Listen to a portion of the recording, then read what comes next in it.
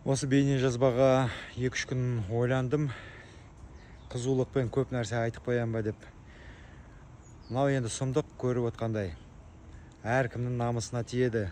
Я объясню вам такую тему. Кыргызстан, кыргызы и казахи – это нации, которые сами себя не уважают. Я никакая не казашка, не кыргызка, тупые вы уебаное, бирюзовое, краснофлагое чмо.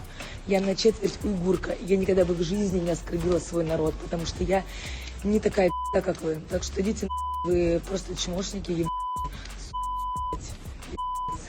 как еще Россия вас терпит?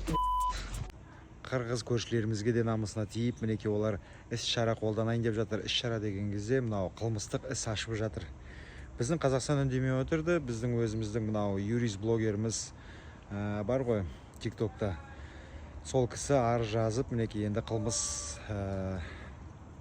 қозғалатын болды. Отырғаны мынау арандатушылық, тікелей арандатушылық. Бұны персона нон грант қылу керек, Қазақстанға кіргізбеу керек.